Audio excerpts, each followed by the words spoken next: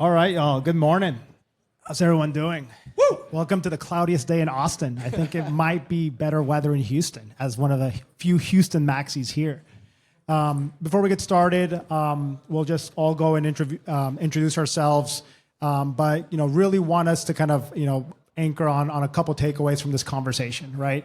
Bitcoin touches so many parts of our lives that here we really want to focus on how does Bitcoin act as a tool in the oil field, right? From the lens of an energy, from the energy industry, from an energy services provider, and what can that look like going forward? My name is Mario Gutierrez. You guys may know me as like the Hank Hill of transformers and gigaboxes and all that. And while Giga had started their roots in flare gas mitigation, I started mine in the upstream oil and gas business, particularly at ExxonMobil, where I saw this technology firsthand back last cycle. And this conversation is really somewhat full circle for me because Halliburton is one of the reasons my family came to Texas. They hired my mother as a seismic acquisition specialist over 20 years ago from Colombia. And I have more cousins that I can count that work for Team Red. And so this is a really, really special opportunity for me to take two passions that I have, which is the oil and gas business and the Bitcoin industry, and really sit down to understand the type of partnership that you guys are creating between 360 and Halliburton, and the types of problems that you guys are looking to solve for the oil and gas industry. And so with that, Andres, Chris, if you guys don't mind, just tell the audience a little bit about yourselves, about your firms, right? Because Halliburton may be maybe not as well known in the audience as perhaps we would in Houston. And then from that, we'll explore the relationships, the problems that we're solving, and kind of what the future looks like. Great. Thanks, Mario. So I'm Andres Cabot. I'm the managing director for Halliburton Labs, which is, I'll tell you in a second what Halliburton Labs is. Halliburton itself is an oilfield services company, right? So the Exxons of the world are our big customers. We do all the work around the wellhead to help them get the oil out of the ground. Halliburton Labs is the entity within Halliburton that is focused on the rest of the energy system, right? So everything outside our core oil and gas, we look at it through Halliburton Labs, right? So we work with companies that are very diverse, right? Like 360 Energies is one of the great companies that we work with, but we've got 38 participant companies in our program, startups, that cut across everything from carbon capture to hydrogen to geothermal to energy conservation, paints and stuff. So very varied. But what we do is we basically partner up with the companies and provide them access to our scope and our scale, right? So what that looks like for each company is a little different, but we'll talk a bit about what it might look like for 360 and the work that we're doing together. Yeah, thank you. Can y'all hear me all right? Good. I'm Chris Alfano. I'm the CEO of 360 Energy. We're based here in Austin. Give a quick background on what we do. We started in 2021 as an upstream oil and gas company, so we have some old production up in Fort Worth and really looked at Bitcoin mining at the time through the same lens. I think Griffin mentioned it. It's like once you see the economics that Bitcoin can provide on a gas well, it's really hard to unsee that. And so we looked at a pricing arbitrage where we could acquire old natural gas wells and apply Bitcoin mining as a way to make a lot more money. At the same time, procuring very inexpensive power at the source. So that was our start. I like to say it looked really good in Excel. Actually executing in the field is a totally different story. So it took us about 2.5 years, a lot of money, a lot of R&D, a lot of blood, sweat, and tears, a lot of proof of work to actually provide and execute with this system for gas offtake on a continuous 24/7 basis. And I think I definitely undersold how difficult that would be. Before 360, I was software, so when something broke, you just fixed the line of code. But in the real world, there's many things you have to optimize for. So that was really our start. What we're focused on now is providing services to upstream oil and gas companies like Halliburton, fracks wells, and helps oil and gas companies produce oil. We are on the back end using Bitcoin mining as a tool to solve natural gas problems, which we can get into. But we're really excited about the partnership with Halliburton Labs. Obviously, Halliburton's the premier OFS company. We look at what we're doing as OFS, and so there's a lot of overlap, a lot of great things we're working on together. Great. No, thank you guys for the overview. One thing I'd love to kind of, really kind of dig into is what are some of the problems that oil and gas companies have when you're trying to maybe kind of put your guys' solution in front of them, right? We have, I see lots of familiar faces here. I'm sure many of us have pitched buying your gas at 50 cents because interconnecting into the pipeline is going to be a little bit too expensive. Hey, we can push away your P&A liabilities a little bit. But when you guys are really looking at what the operator cares about, right? Not just maybe arbitraging the price of energy between gas and Bitcoin. How do those conversations start? Okay, so maybe let's start with a little bit of perspective, and some of you guys may know this, but ultimately, I mean, oil and gas companies are in the oil business, right? Bitcoin over time might become part of their equation, yes, but where they make their money is by extracting oil from the ground, right? So anything that gets in the way of getting oil out of the ground is a hurdle that they have to jump over, and it's a cost that they have to deal with, right? So if you go to the Permian Basin, which is probably like the premier place in the U.S. for an operation like this, because of some of the things that we're talking about in Texas and just the sheer size of the Permian. If you're in the oil business, you have two hurdles that you got to overcome, right? One is getting rid of the gas, and the other one is getting rid of the water. So for every barrel of oil that you produce, you actually get 5 barrels of water out of the ground that you got to deal with. And the gas, there is no interconnection, right? Like you can't move gas from the Permian to the Gulf Coast to export it to, through LNG, right? So it becomes an issue, and that's kind of where flaring comes in, right? It's kind of the cheapest, easiest way to get rid of the gas, right? But that presents an opportunity.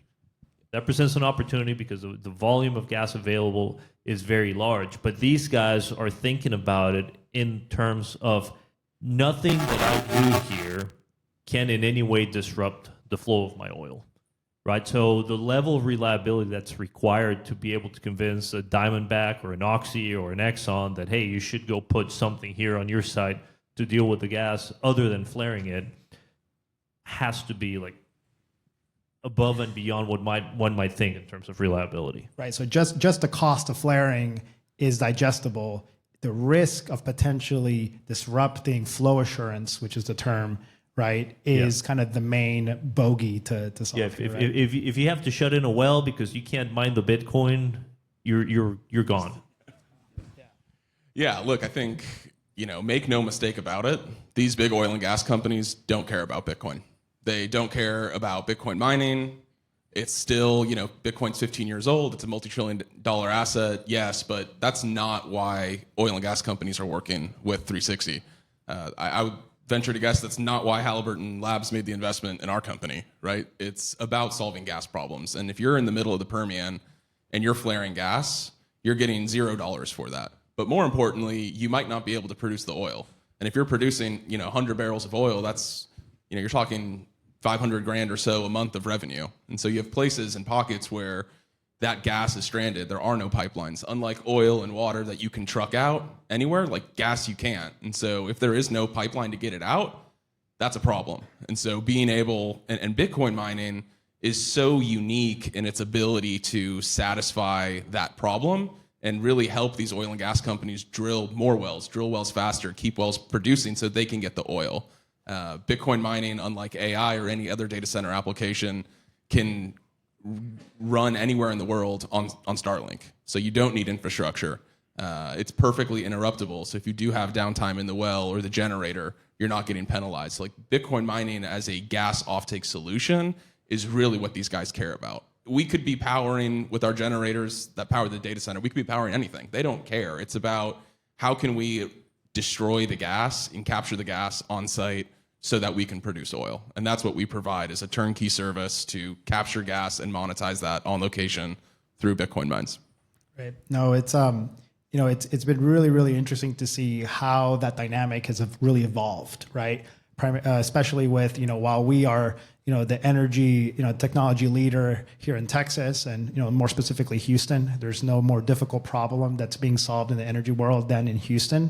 You have to be more precise drilling an offshore well than going to the moon. And so I have a long tangent around that. But more specifically, emissions, everybody can agree that flaring, while it might look nice for the first 5 minutes at night, it's not a win-win, right? It's a means to an end. And so, typically you have regulatory aspects, you have operational aspects, and financial aspects. What I find most interesting in the Permian is that, not all rocks are made the same. And so as operators are starting to step out to tier 2, tier 3 rock, which have more gas, the ability for them to absorb that gas coming up is a growing problem, right? And I feel like that's where this opportunity here can really address that problem there. Yeah, and let's just touch upon the gas for a second, right? Like we talk about natural gas if it's one thing, and the quality of natural gas is all over the place, right? And Chris found this out the hard way, probably. But gas is not gas, right? I might be in a well here, and the gas looks a certain way, and I go to a different well 5 miles down the road, and it looks completely different. Right, and that creates a whole host of challenges just in terms of the operability of the system, right? So being able to build something that's reliable and that I can bring it out to one location and pack it up and bring it out to a different location and it's going to work the same, that's part of the magic. And I think that's part of what makes the relationship here special, right? When I think about kind of the fit between 360 Energy and Halliburton, we have a few things that are helpful to these guys, I'd like to think, right? One is we understand that, right? We run frac spreads with whatever gas we got to run. We know the quality of gas. We know the customers in the space. We know how to package equipment, right? So if these guys have to put something in a 40-foot container and put it on wheels, guess what? We have a factory in Oklahoma where we actually build that stuff from the ground up, right? So we know how to work in that environment and what the reliability expectations are from what would be 360's customers, so we can help them like get in with the right foot and have the credibility that if Halliburton's standing next to them, then we're vouching for them basically. Of course. Yeah, totally. And that's a huge benefit that we get, is that manufacturing, is that business development, shared customer base, where we have the legitimacy of Halliburton behind something that's new and honestly met with a lot of skepticism. I think what you see historically in natural gas Bitcoin mining are people who aren't oil and gas native that have overpromised and severely underdelivered. And when you're getting in the way of Exxon or Chevron's ability to produce oil because you said you could do one thing, but then you get out there and your generator doesn't work because the gas is out of spec, like that travels.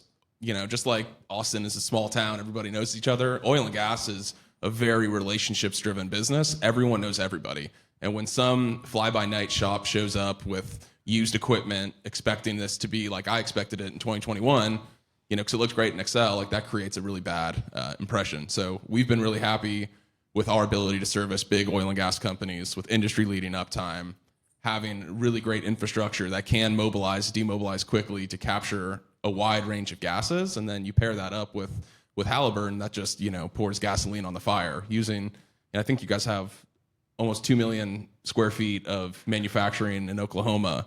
And so using Halliburton to trailer mount our systems, iterate on our systems, make them, bigger, faster, stronger, more reliable, like that's a huge win for us and a huge win for the oil and gas industry. And if you're an upstream oil and gas company, you're going to want to work with the company that are producers, that have been doing it for a while, that have worked with big names and are supported by big brands like Halliburton. So, I think we're just scratching the surface here.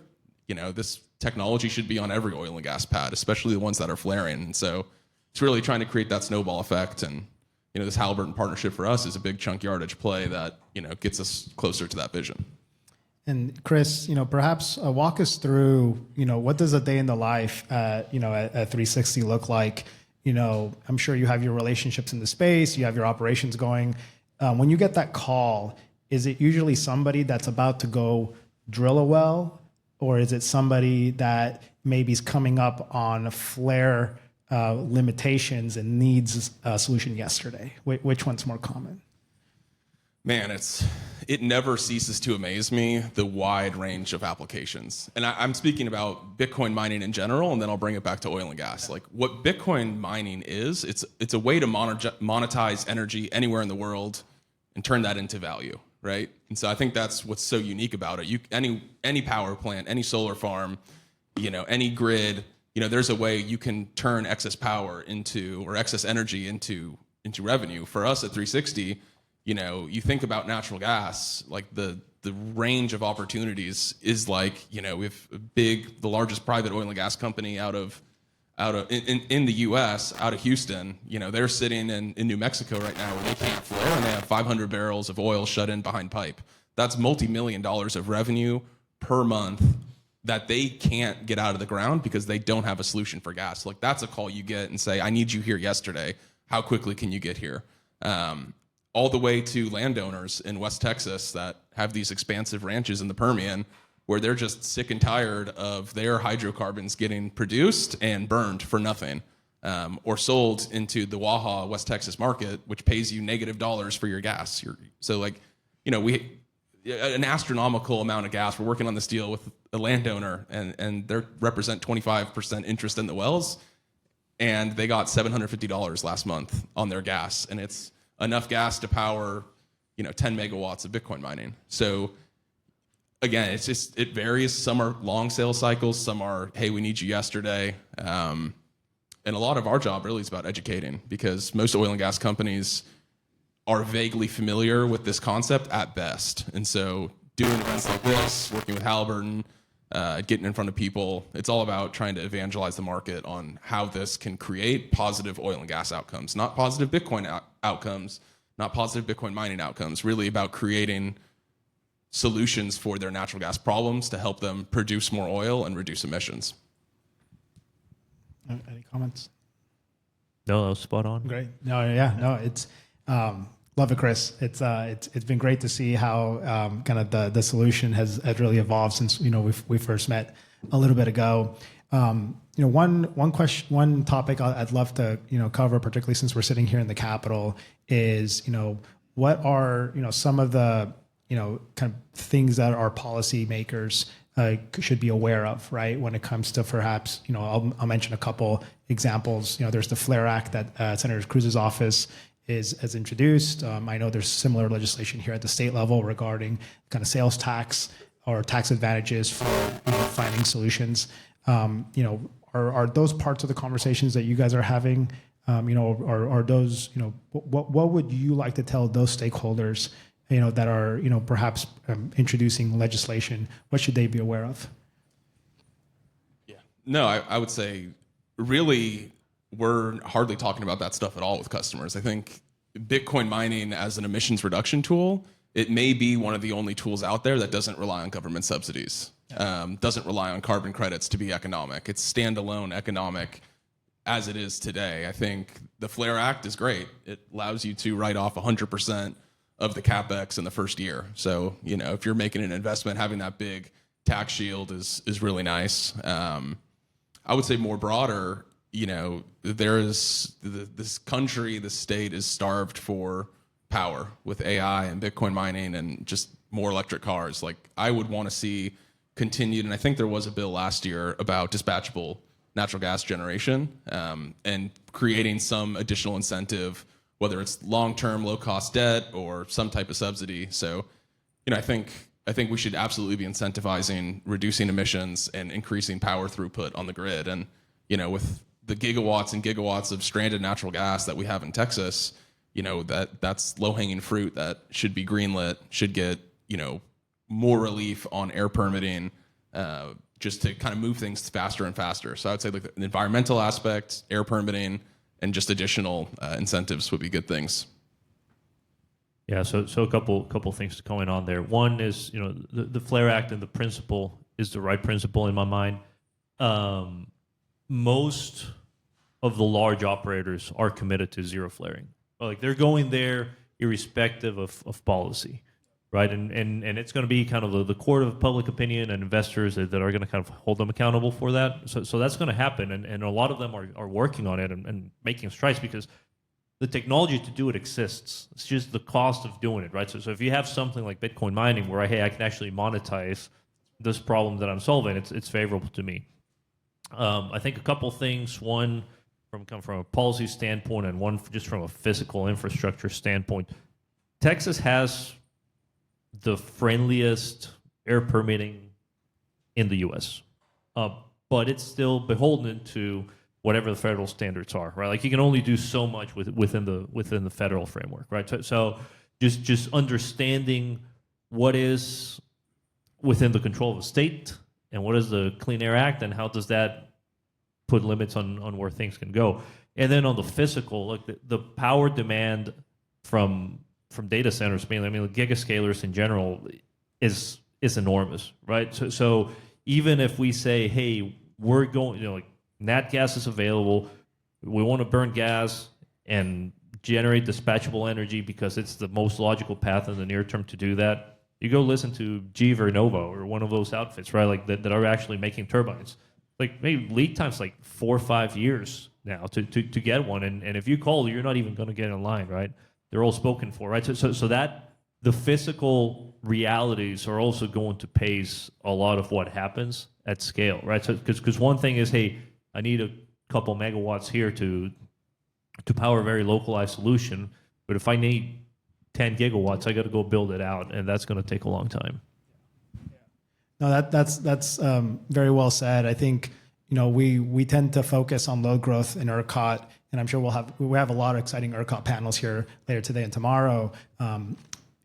Everybody focuses on the AI and kind of the Bitcoin mining load. The second largest load demand is from oil and gas and from electrification. And so I can imagine having decentralized, generation dispatchable loads. It's complementary to just, yes, taking off the flare gas, but also perhaps having on-site power. Is that part of the thread as well between kind of these types of solutions? Yeah, it is. And in fact, I mean, you go look at some of the partnerships that are forming around kind of microgrid or kind of power gen, whether that's Chevron and GE, and I can't remember who the third outfit is, but basically oil and gas companies know how to do this. And then you go to the Permian Basin, there are a lot of microgrids that operators are running, right? Because we run, I mean, it's not as data intensive as a data center might be. It's more, it's more distributed, but with the acreage that the operators have consolidated, and you got to power all the rigs and all the production facilities and all your midstream and everything, they found that, hey, there are better ways to do this than waiting on the local utility Sure. to bring a power line to me, right?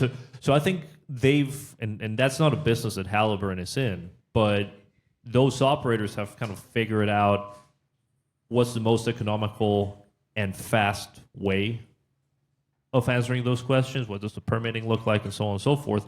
And that translates well to this side. Yeah, and like New Mexico, the Permian spills over, and you can't get an interconnection approved for oil and gas facilities until 2029.